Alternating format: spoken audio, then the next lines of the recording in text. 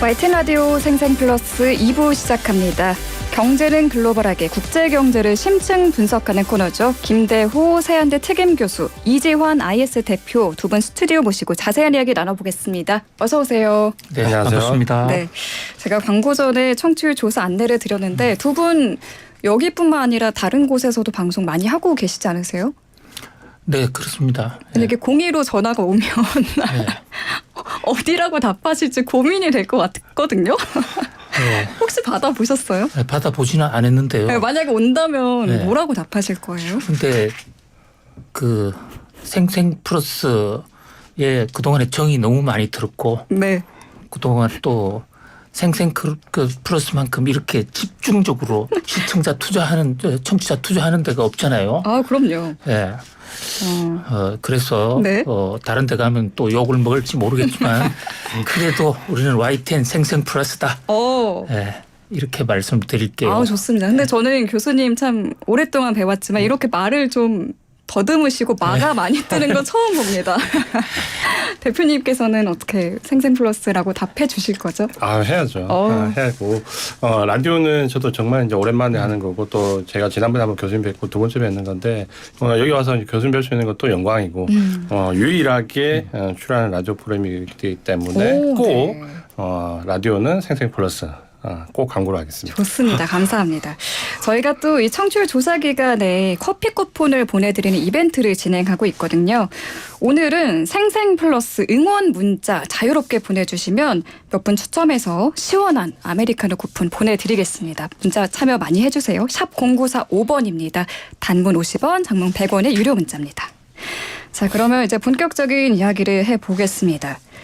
경기가 꺾이고 물가가 좀 가라앉아야 금리 인하가 이루어질 텐데 지금 미국 경제가 너무 좋다라는 소식이 계속 나오고 있습니다. 올해 안에 기준금리 인하가 있긴 할까요? 이제 인하는커녕 인상할 수도 있다라는 이야기까지 나오더라고요. 예, 금리 인하와 관련해서 일각에서는 마치 우리가 산에 등산하는 것처럼 산에 올라가면 반드시 올라갔다가 내려온다. 그래서 연착륙이니 하드랜딩이니 노랜딩이니 이런 얘기를 합니다만 사실은 금리는 등산하는 거하고는 좀 많이 다릅니다. 그러니까 일정 기간 올라가면 반드시 내려와야 되는 이유도 없고요. 또 내려왔다고 다시 올라가야 되는 이유도 없고 적어도 화폐금융론 이론 정통 이론에 따른다면 금리는 적정 수준으로 유지하면 되는 것인데 예를 들어서 그 적정 수준이 얼마냐. 이것이 경제 상황에 달려 있거든요. 그러니까 경제가 좋으면 금리는 오히려 올려야 됩니다. 그러니까 물가가 높아진다든지. 네. 그런데 지금 2022년 3월 달 이후에 미국 연준이 금리를 많이 올려서 마치 산에 올라가는 것으로 생각하면 이제 정상에 왔으니까 내려갈 때 되지 않았나라고 생각할 수 있지만 네. 지금 여전히 물가가 3%대 중반에 머물고 있고 그러니까 목표 물가보다 상당히 높거든요. 그러니까 금리 낮출 이유가 없죠. 또 경기가 침체하면 물가는 뭐 안 잡혔다 하더라도 옆에 부도가 나고 또 고용이 줄어들면 고용을 늘리기 위해서라도 금리를 낮출 수가 있는데 지금 고용이 여전히 뜨겁습니다. 네. 그러니까 이런 상태에서는 금리를 내려야 될 어떤 경제적 동의는 없는 것이죠. 다만 한 가지 변수는 있습니다. 정치적으로요. 11월 달에 미국 대선이 있는데 바이든 대통령 입장에서는 그동안 경제정책을 잘 운영해 왔다. 물가가 오른 것은 트럼프 대통령이 돈을 풀어서 그런 것이고 자기가 금리를 올리는 과정에서 국민들의 고통을 많이 받아왔지만 그러나 이제는 물가를 서서히 잡는다. 금리를 내리면 이제 그 금리 정책이 성공했다는 그런 시그널로 받아들일 수가 있거든요. 그래서 바이든 대통령은 본인이 직접 하는 건 아니지만 FOMC 그러니까 공개시장위원회에다가 은근히 금리 이제 좀 내려줬으면 좋겠다고 강력하게 압력을 넣고 있기 때문에 정치적인 동기에 의해서 금리가 내려갈 가능성이 하나 있고요. 두 번째 가능성은 지금 미국 경제가 좋다고 그러지만 언제 갑자기 복병이 나타나서 마치 2008년도 리만 브라더스 사태 때문에 갑자기 거꾸로 질 수가 있습니다.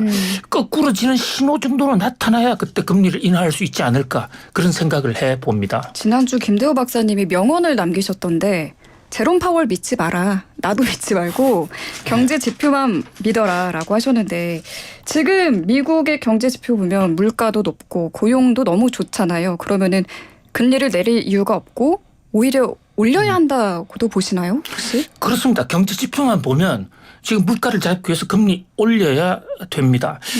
중립금리 이론이라는 게 있는데요. 지금 그러니까 물가나 고용에 영향을 주지 않는 이것을 연준이 지금 2.5%로 보고 있는데 오늘 아침에 미국 경제학계에서 나온 얘기에 따르면 지금 생산성 향상이 많이 됐고 노동자들이 많이 나오기 때문에 이 금리를 중립금리를 3.5 정도로 올려야 된다라는 얘기도 나오고 있다. 그렇다면 지금 더더군다나 금리를 내리기 어렵고 실제로 국채금리 이제 기준금리는 문자 그대로 하나의 기준을 잡는 금리일 뿐이고 일반 소비자들하고는 직접적으로 부닥치지가 않거든요.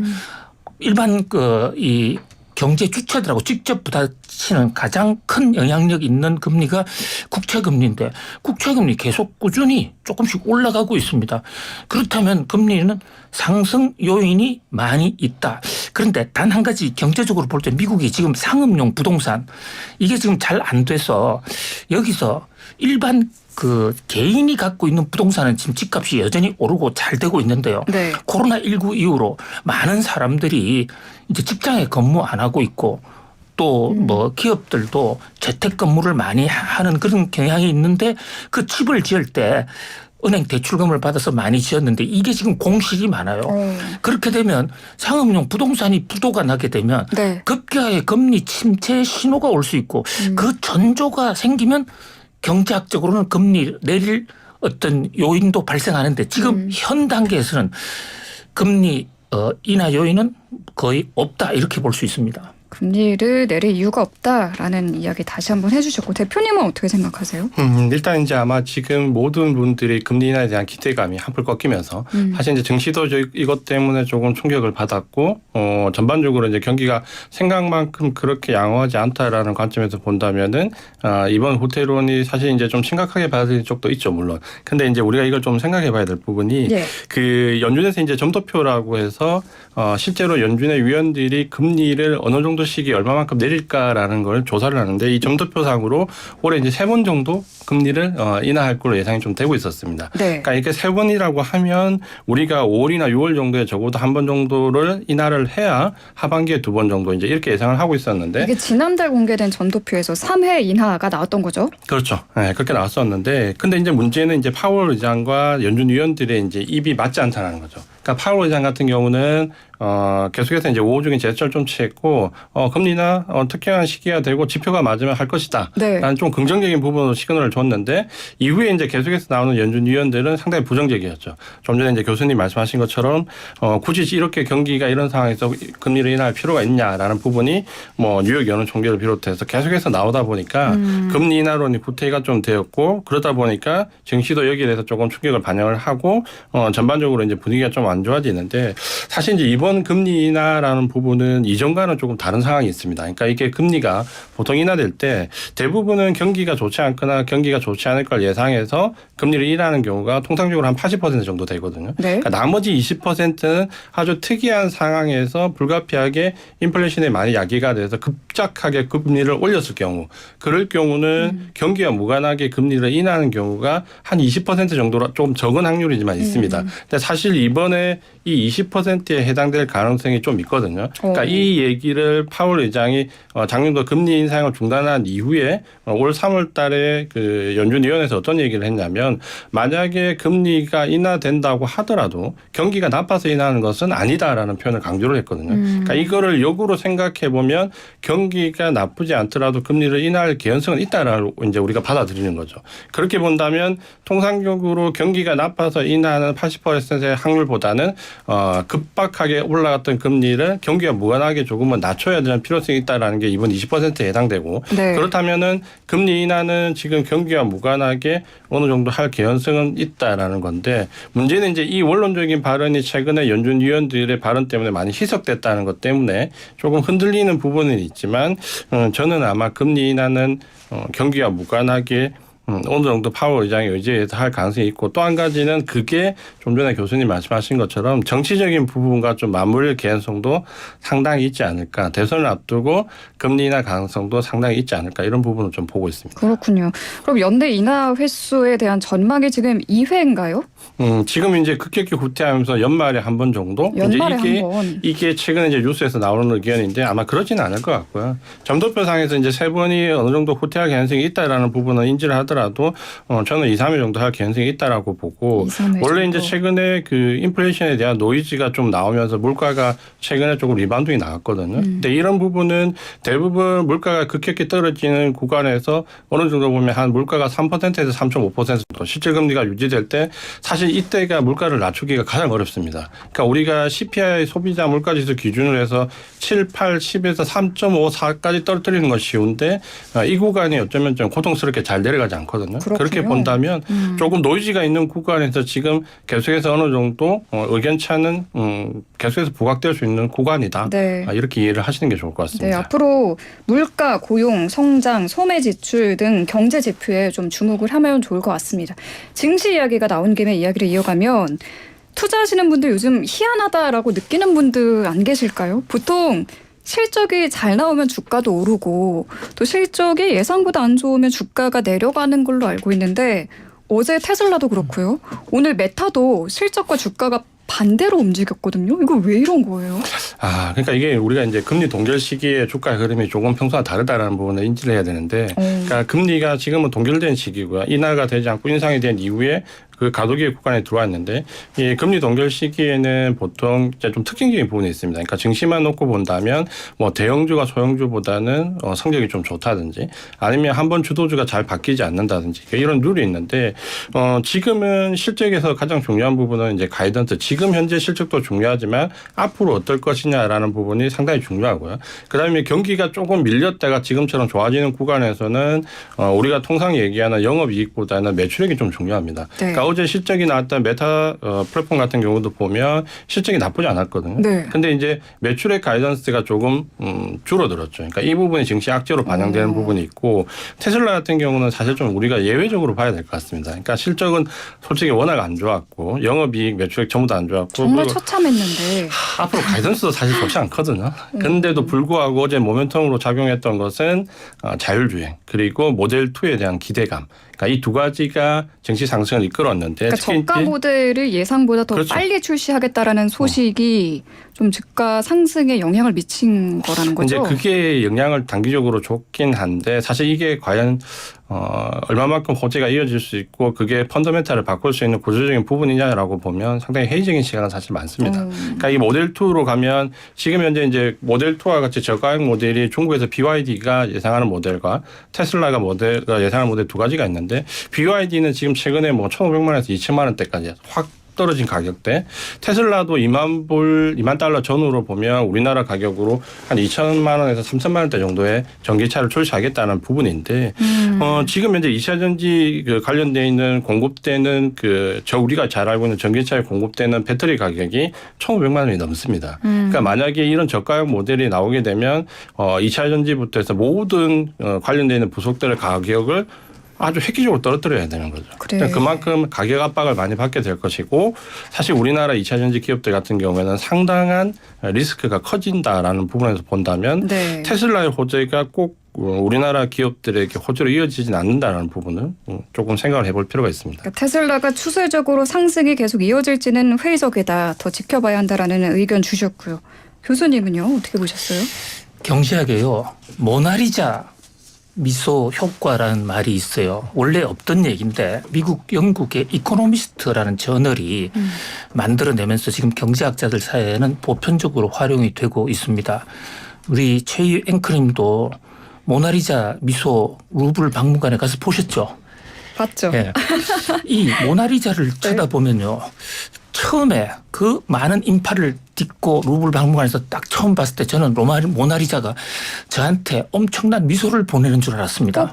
나만 바라보고 있는 것 예, 같잖아요. 나만 언근한 미소를 보낸다.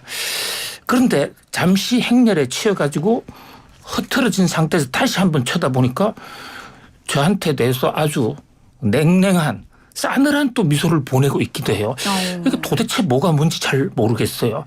자, 이게 무슨 말씀이냐면요. 이코노미스트가 모나리자 효과라고 얘기한 것은 경제를 판단하는 모델 자체가 많이 바뀌었다.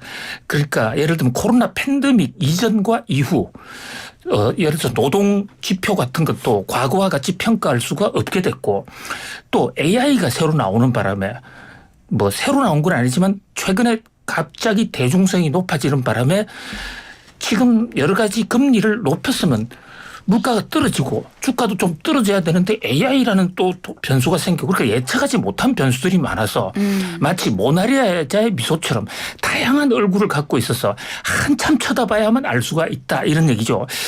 그만큼 불확실성이 굉장히 높은 겁니다. 상황이 많이 바뀌었기 때문에. 그래서 지금 앵커님 잘 지적하신 대로 실적이 나왔지 않습니까? 예상보다 높으면 주가가 오르고 예상보다 못하면 떨어지는 게 너무나 당연한데 문제는 그렇게 모나리자 효과처럼 불안하다 보니까 지금 나타난 실적보다 더 중요한 앞으로의 예측이에요. 이 회사 다음 분기 잘 될까? 그리고 지금 금리는 굉장히 높은 상태로 벌써 1년이 가고 있기 때문에 혹시 이러다가 와르르 무너지는 건 아닐까? 또 AI가 잘 돼서 주가가 올랐는데 AI가 잘 된다는 게 진짜일까? 그래서 메타 실적이 좋았지만 2분기 생각보다는 좀 2분기 조금 불안하다는 그런 신호가 나오니까 주가가 와르르 무너졌고 테슬라 같은 경우에는요. 그동안에 불안하다가 주가가 엄청나게 떨어졌었거든요. 테슬라 주가가 떨어진 가장 큰 이유는 비아디나 중국자하고의 저가 경쟁했는데 실패하지 않았느냐. 그런데 머스크가 네. 우리 새로운 거 하나 만들 수 있어. 이 얘기가 어떤 신호를 줬냐면요. 네. 그동안의 저가 경쟁은 돈을 비싸게 들여서 만든 차를 생으로 싸게 팔아서 그것도 매출이 안 되니까 수익도 나빠지고 매출이 줄었는데 이번에 이 머스크의 발언은 원가가 잘 많이 안 들어가는 새 차 만들 수 있어. 그러면 저가 경쟁에서 이길 수 있어라는 이길 수 있다는 게 아니라 이길 수 있다는 기대감을 부풀게 한 거예요. 네. 그래서 그동안에 주가가 많이 떨어졌다고 생각하는 사람들은 역시 머스크의 한 수 있어. 이래서 와르르 들어왔는데 지금 이주환 대표님 지적하시는 대로 과연 머스크의 말이 사실일지 이것은 상당히 해석하기에 따라서 다르고 또 머스크가 그동안에 발표했던 얘기들이 뭐 내년에 내놓는다 뭐 이런 얘기들이 그때 시간을 맞춰서 제대로 한 적이 거의 없기 때문에 네. 머스크 얘기에 과연 크레디빌리티를 줄 수 있을까 회의적인 시각도 적지가 않습니다. 네, 모나리자의 미소처럼 알듯 말듯한 요즘의 우리 경제 상황이지만 두 분과 함께하면은 좀 힌트를 얻어갈 수 있지 않을까 하는 기대로 다음 질문을 드리겠습니다. 지금 또 미국이 틱톡으로 시끄러워요. 틱톡을 미국에서 퇴출하는 내용의 법안에 바이든 대통령이 서명을 한 건데 이게 구체적으로 어떤 법안인지도 궁금하고 미국은 틱톡을 왜 이렇게 쫓아내려고 하는 건가요? 일단 이제 틱톡에 관련해서는 1년 이내에 매각을 하라라고 이제 공고를 했고 만약에 1년 이내에 매각을 하지 않으면 진짜 말 그대로 퇴출을 하겠다라는 부분인데 사실 이 틱톡도 지금은 미중 갈등의 하나의 첨예한 부분에 있고 특히 이제 지금은 정보, SNS 모두 관련되는 커머셜 사실 이 틱톡 자체만뿐만 아니라 틱톡이 가지고 있는 커머셜의 기능이나 혹은 유통과의 관계 그리고 가장 미국이 첨예하게 생각하는 정보 보안과의 관계. 그러니까 이 모든 게 지금 틱톡은 하나의 그 집합체로 보이거든요. 그러니까 미국은 어떻게 하든지 이걸 규제하려고 하고 최근에 이제 유럽도 틱톡을 규제하려는 움직임이 같이 나오고 있거든요. 네. 그러니까 여기에 대해서 중국에 대한 반응이 지금 어떻게 나오냐라는 부분이 중요하긴 한데 미국의 입장에서는 지금 거의 최근에 한 1년여 정도의 바이든 정부에서 나오는 대책을 보면 그야말로 중국이 어떤 반응을 보이면 거기에 대해서 즉각적으로 바로 거기를 대처할 수 있는 제재를 가는 형태. 그러니까 이게 지금 반복적으로 나오다 보니까 우리가 잘 알고 있는 IL에 관련되어 있는 법안에서 중국 업체들을 규제하는 법안이 상당히 많이 2차 전지나 EV나 신재생에너지와 관련된 부분에서 나왔고 여기에 반도체는 반도체 칩법을 통해 가지고 조금 더 규제를 확실하게 묶어두는. 그러니까 적어도 첨단 기술 관련된 분야에서는 중국이 접근하지 못할 정도로 억제였고 또 올 상반기에 중국의 우시라는 그 바이오 시밀러 기업이 세계 3대 기업에 들어가는데 네. 이 기업이 미국에 공격적으로 진출하자 바이오 보안법을 또 만들었습니다. 그래서 중국 업체들이 미국에서 활발한 확장을 할 수 없도록 바이오 보안법을 통해서 이 또 제약회사들을 규제를 했고요. 여기에 이제 틱톡까지 마지막에 이제 어떻게 보면 종합선물센터의 마지막 그 하이라이트라고 좀 볼 수 있거든요. 그럼 틱톡까지 이제 규제를 하면 지금 중국에서 어느 정도 미국에 대한 관련되어서 나왔던 모든 산업 분야에 대한 규제가 거의 이제 완성되는 형태입니다. 그래서 이 바이오 보안법 이후에 틱톡까지 규제가 되고 네. 유럽에서도 틱톡을 규제하게 되면 이것은 커머셜 관련된 부분, SNS와 관련된 부분 그리고 우리가 지금 가장 우려하고 있는 미국의 유통과 관련된 부분까지도 아마도 이제 하나의 세트로 이제 마감이 다 될 거기 때문에 이런 점에서 중국도 상당히 이 부분에서 우려를 하고 있지만 아마도 지금까지 관련되어 왔던 규제안을 본다면 네. 이 부분은 아마 미국의 의지대로 통과될 것 같고 최근에 이 부분을 피하려고 중국이 이제 어떤 전략을 쓰냐면 우리가 잘 알고 있는 최근에 뭐 테무라든지 뭐 신이나 여러 가지 알리 같은 커머셜 기업이나 틱톡 같은 기업을 본사를 지금 해외로 다 이전시키고 있거든요. 싱가포르나 미국이나 이쪽으로 본사를 해외로 다 이전을 시켜서 이거를 좀 벗어나 보려고 하는데 지금 이제 미국이 이번 법안을 내면서 강력하게 얘기를 했죠. 무조건 매각을 하라. 그러니까 매각을 해야지만 인정을 해주고 뭐 본사를 이전하거나 혹은 지분을 넘기는 형태에서는 인정해주지 않겠다라고 못을 박았기 때문에 아마도 이 부분은 미국의 의지대로 명확하게 좀 흘러갈 가능성이 크다라고 그렇군요. 보여집니다. 미국 내에서 틱톡의 사용을 금지하는 게 아니라 그 1년 안에 중국 자본이 아닌 다른 자본에 매각을 하라라는 거군요. 그렇죠. 이렇게까지 틱톡을 몰아내려는 이유 어떻게 보세요? 지금요 세계가 특히 미국이 지금 IT가 주도하는 이 메신저에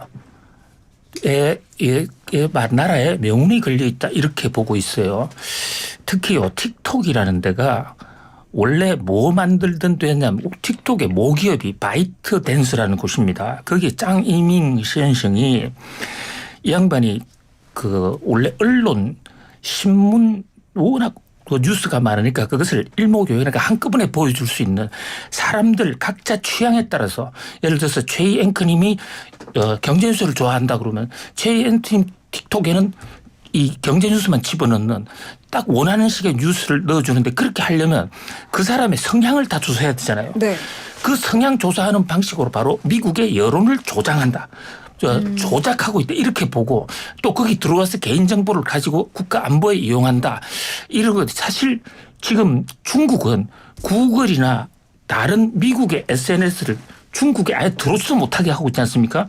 그런 점에서 틱톡을 중국 자본만 철수하라 이 얘기는 사실 미국 입장에서 우리는 제재가 중국보다 적은 것이다 라고 얘기하는데 지금 우리나라 네이버도요. 네. 일본의 라인을 소유하고 있는데 그 일본에서 우리나라 지금 네이버 빠져라 이렇게 지금 공격을 하고 있거든요. 야후 라인 문제인가요? 그렇습니다. 라인 야후요. 그러니까 전 세계적으로 SNS를 둘러싼 주권 문제가 심각한 상태에다가 거기다가 이 틱톡은 미중 간에 어떤 안보 문제까지 걸려 있다. 그래서 지금 이주환 대표님 지적대로 미국의 이 틱톡 지분 매각 의지는 굉장히 강렬하다. 또 거기에 대해서 중국도 반박할 겁니다. 중국이 여기에 대해서 그냥 넘어가기가 상당히 어렵죠. 그래서 전 세계가 SNS를 둘러싼 또 한 번의 IT 전쟁으로 치달을 수 있다. 이렇게 우려가 됩니다. 그러니까 첫 번째로 국가 안보 위협이 된다. 또 두 번째는 SNS 주권 문제, 기술 경제에서의 중국을 견제하려는 움직임. 이 두 가지 이유로 좀 요약을 해볼 수 있겠네요. 지금 이렇게 미국 대 중국, 중국 대 미국 대결 구도가 계속 만들어지는 모습인데 이번에 스마트폰 시장도 보면은 중국의 화웨이가 중국에서 아이폰 점유율을 이겼다라는 뉴스를 봤습니다. 어떻습니까, 화웨이? 최근에 신제품도 내놨던데 약진 중인 것 같아요. 원래 화웨이가요. 미국이 제재하기 이전에는 스마트폰 점유율 세계 1위였더랬습니다. 물론 프리미엄은 애플이 1등을 했지만 그 저가폰을 합친 총체적으로는 화웨이가 1등을 해오다가 이 화웨이가 미국의 안보 정보를 빼내간다라는 얘기를 하면서 제재를 하지 않았습니까? 그래서 화웨이가 완전히 죽었더랬어요. 그런데 이제 죽이는 방식은 미국의 선진 기계, 장비, 부품 이런 것들을 중국 화웨이에는 일체 거래하지 못하게 하는 겁니다. 그래서 한동안 화웨이가 사라졌었죠. 그런데 지금 다시 나타났어요. 다시 나타나서 1등을 했다는 이 얘기는 무슨 얘기냐면요. 지금 스마트폰은 기계도 중요하지만 기계보다 더 중요한 것은 그 스마트폰을 움직이는 오퍼레이팅 시스템, 운영 체계라는 것이거든요. 우리나라 지금 삼성의 갤럭시 이것은 움직이는 것은 구글의 안드로이드가 움직이는 거예요. 애플은 애플의 iOS가 움직이는데 네. 그 안드로이드도 서비스를 차단했는데 이번에 중국 화웨이가 자기들 스스로 오퍼레이팅 체제를 만들어가지고 애플의 iOS를 꺾고 1등을 한 겁니다. 중국에서요. 네. 그러니까 그동안에 제재한 게 무슨 소용이 있느냐. 오히려 미국 제재 때문에 기술 자립을 빨리 해준 거 아니냐. 이래서 미국의 제재가 왜 효과가 있었느냐. 이런 문제가 제기가 되고 있는데 물론 화웨이 기술이 정말로 좋아진 것이냐. 아니면 중국에서 1등 했다고 그러지만 요즘 중국에서 국뽕 바람이 엄청나거든요. 그래서 성능이 나빠도 네. 화웨이 거 서자라는 이른바 꼬자오라는 국뽕의 일시적인 현상인지 아니면 진정한 기술인지 이것은 좀 더 지켜볼 필요가 있습니다. 지금 일본도 보면 일본 경제가 점점 줄고 있다는 분석이 나와요. 일본의 국내 총생산 GDP 규모가 내년엔 인도에도 밀릴 거란 전망이 일본 안에서 나왔더라고요. 일본 경제 상황 지금 어떻게 보고 계세요? GDP 규모가 이제 말씀하신 대로 3조 9천억 달러 정도 가면 실제로 이제 4조 달러 아래로 이제 내려가는데 이게 1992년도 이후에 거의 한 30년 만에 4조 달러 아래로 내려가는 거거든요.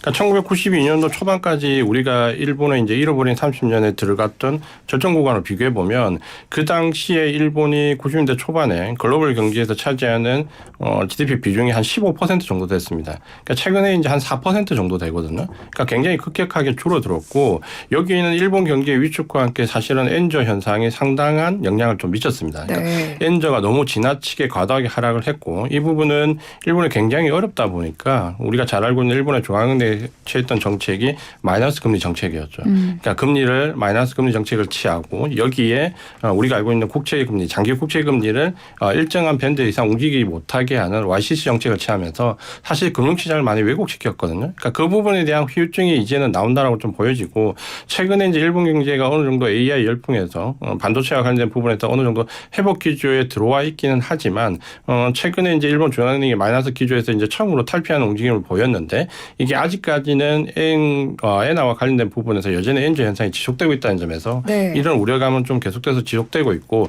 일본이 지금은 어느 정도 바닥권에서 탈출하는 기미를 보이고 있지만 사실 펀더멘탈적으로 본다면 상당히 우려할 부분이 여전히 많이 내포되어 있다라는 점에서 아마 글로벌하게 이런 우려는 계속해서 내포되어 있다라고 좀 봐야 될 것 같아요. 네.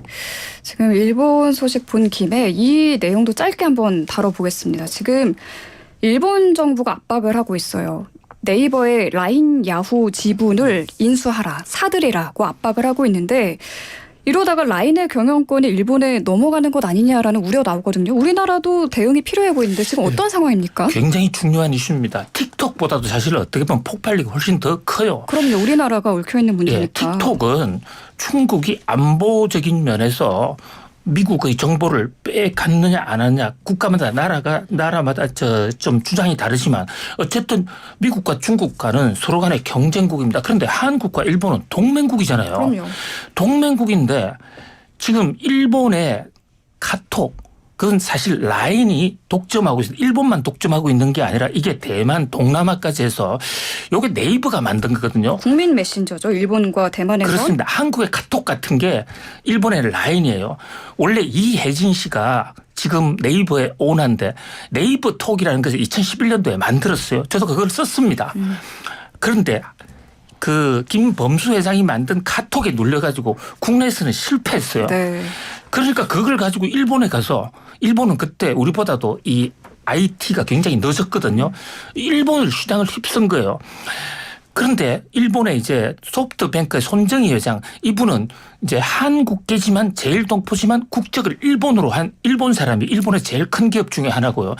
그런데 이분하고 경쟁을 하다가 이 두 분들이 힘을 합쳐서 우리 경쟁하지 말고 회사 통합을 하자 그래서 라인 야후로 통합을 해서 그 라인 야후로 해서 검색도 하고 카톡도 하는 우리나라로 치면 카톡과 네이버 검색이 뭉쳐져 있는 회사가 라인 그 야후인데요. 검색 엔진과 메신저가 합작을 한 거죠. 그렇습니다. 검색 엔진과 메신저가 붙어 있는 거예요. 그런데 이 회사에 이제 네이버가 지분 50%, 소프트뱅크가 50%를 갖고 있는데 최근에 여기서 어떤 해킹 사건이 터진 겁니다. 그런데 그거 조사해 보니까 해킹이 네이버의 클라우드를 통해서 들어온 거예요. 그러니까 일본 정부가 이 기회에 잘 됐다. 그러니까 아픈데 이빨 빼자 이래서 야 그 네이버가 한국 기업이 관여하고 있으니까 문제가 된 거 아니냐? 네이버가 경영에서 좀 빠져. 그러니까 네이버는 소프트뱅크에 지분 팔고 일대 주주에서 떠나. 근데 이 대목이 아니 해킹 당한 거하고 이 지분 구조하고는 사실상 관계가 없는 건데. 그러니까 일본 입장에서는 한국 기업이 자기네 나라에서 국민 메신저로 쓰이고 있는 게 탐탁지 않아 하고 있던 차에 빌미가 그렇습니다. 생겼던 거군요. 이것은 한국과 일본 간의 중대한 어떤 동맹 외교에도 문제인데 이 대목에서 국내에서는 너무 좀 조용한 것 같아요. 그렇군요. 정부 대응 아직 안 나온 건가요? 네. 아, 그렇군요. 알겠습니다. 계속 지켜보면서 전해드리도록 하겠습니다. 오늘 방송 여기까지 하겠습니다. 두 분은 여기서 인사드릴게요. 수고하셨습니다. 감사합니다. 네, 지금까지 김대호 세한대 특임교수 이지환 IS 대표와 함께했습니다.